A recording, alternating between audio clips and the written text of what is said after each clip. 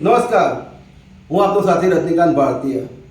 આજનો વિડીયો આશા વર્કર બહેનો, ફેસિલિટેટર બહેનો, આંગણવાડી વર્કર અને તેડાગર બહેનો માટે છે. બહેનો, આપ સૌને યાદ હશે કે 2014ની લોકસભાની ચૂંટણી પહેલાં ગુજરાતના મુખ્યમંત્રી નરેન્દ્રભાઈ મોદી હતા અને લોકસભાની ચૂંટણીમાં ભારતીય જનતા પાર્ટી એમને વડાપ્રધાનના ચહેરા તરીકે પ્રમોટ કર્યા હતા. એ પછી નરેન્દ્રભાઈ મોદીએ દેશભરમાં ગુજરાત મોડલનો હવાલો આપીને વોટ માંગ્યા હતા અને ગુજરાત મોડલના દમ પર ભારતીય જનતા પાર્ટી ચૂંટણી જીતી અને નરેન્દ્રભાઈ મોદી દેશના વડાપ્રધાન બન્યા. વડાપ્રધાન બન્યા બાદ નરેન્દ્રભાઈ મોદીએ દેશની બહેનોને સંબોધીને કહ્યું હતું કે બહેનો, કોઈ તકલીફ હોય તો 15 પૈસાનો પોસ્ટકાર્ડ તમારા ભાઈને લખજો, હું તરત જ હાજર થઈ જઈશ. પરંતુ 2014 પછી નરેન્દ્રભાઈ મોદી ગુજરાતને ભૂલી જ ગયા છે.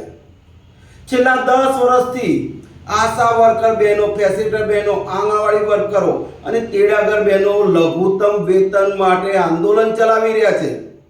અરે ખુદ હાઈકોર્ટે પણ કહી દીધું કે આંગણવાડી વર્કર અને તેડાગર બહેનોને લઘુત્તમ વેતન મુજબ પગાર આપો. એમ છતાં નરેન્દ્રભાઈ મોદીની ગુજરાત સરકાર તસની મસ્ત થતી નથી અને બહેનોને લઘુત્તમ વેતન ચૂકવતી નથી. બીજી બાજુ પશ્ચિમ બંગાળમાં જ્યાં ભારતીય જનતા પાર્ટીની સરકાર બને માત્ર 2 મહિના થયા છે, ત્યાં ભારતીય જનતા પાર્ટીની સરકારે આશા વર્કરોના માનદ વેતનમાં 5000 રૂપિયાનો વધારો કરી 11,250 માનદ વેતન કરી દીધું છે. એવી જ રીતે આંગણવાડી વર્કરને 14,000 માનદ વેતન અને તેડાગર બહેનોને 11,850 માનદ વેતન ચૂકવવાનું શરૂ કર્યું છે.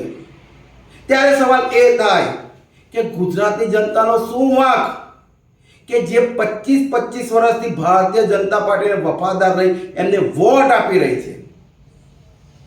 ગુજરાતની જનતાએ કંઈ હક લેવો હોય તો સરકાર સામે આંદોલન કરવાની નોબત કેમ આવે છે?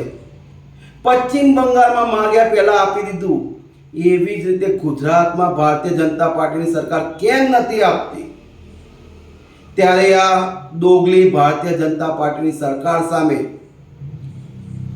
આશા વર્કરો, ફેસિલિટેટર, આંગણવાડી વર્કર, તેડાગર બહેનો માટે હું ગુજરાત મોડલ નહીં પણ બંગાળ મોડલ અપનાવવાની વાત કરું છું અને આશા રાખું કે ભારતીય જનતા પાર્ટી 2027ની વિધાનસભાની ચૂંટણીમાં ગુજરાતમાં ગુજરાત મોડલના નામે નહીં પરંતુ બંગાળ મોડલના નામે પ્રચાર કરી વોટ માંગે.